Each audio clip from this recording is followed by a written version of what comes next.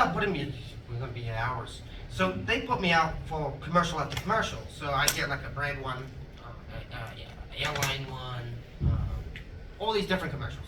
And then Hercules comes along.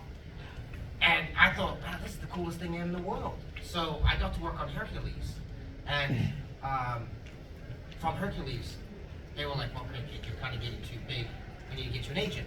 So this agent came on board, and she fell in love with me. She was more like an aunt or an auntie to me than she was an agent. So any audition that went out between a kid of like 5 and 25, she just put my name forward. She was so good. So I was auditioning like every day almost. So eventually I was bound to have gone to role. And unless you were the worst child actor in the history of child acting. Pretty much. But we've proven you're not, so it's okay. Well, actually, I didn't know how to act because I was a rugby player. So I didn't know what I was doing. I was just going in and bluffing it, like just being a confident little kid, like, hey, you all right, buddy? You all right? Like, you know, I love people. So I just went in and kind of just was myself. And that was the great part. So my agent, she ends up getting me all these different roles.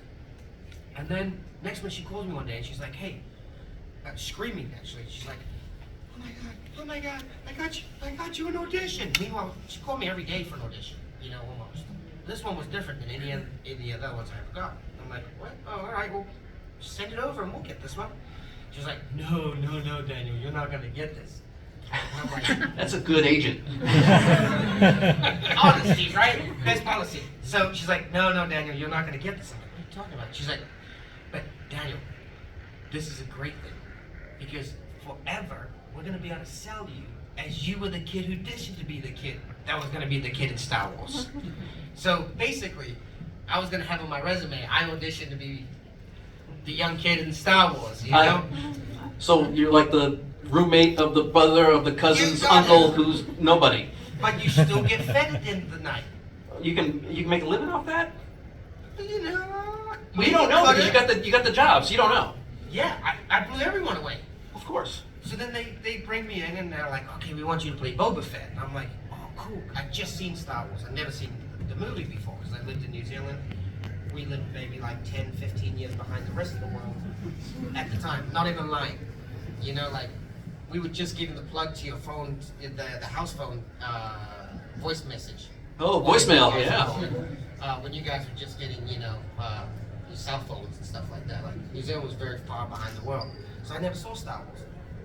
So they were like, hey, when they eventually told me, they were like, we want you to be Boba Fett. I'm like, great, what kind of Jedi is he? They're like, oh, no, kid, come on.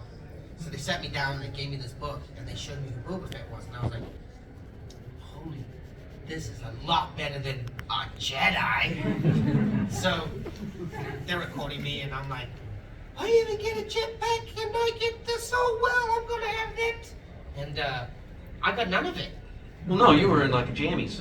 Most Pajamas. Yeah. That's what I call it. You were got the it. leisure suit Boba. I complained the whole entire time.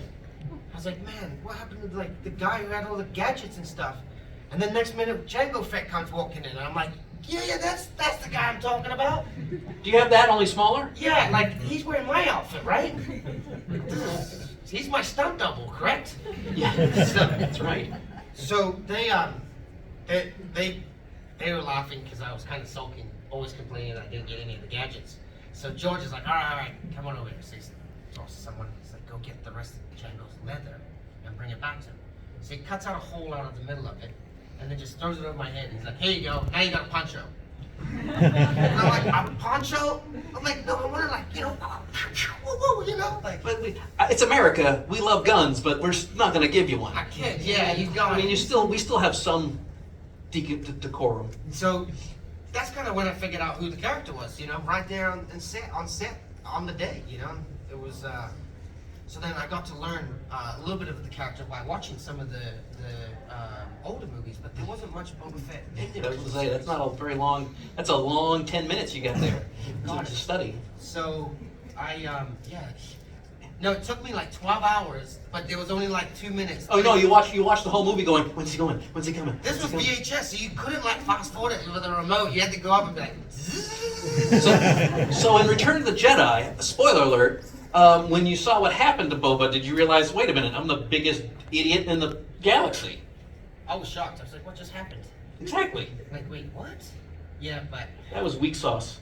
it was. I never gave up hope that he wouldn't survive the Starlight Pit, guys. You know, I held strong the whole time.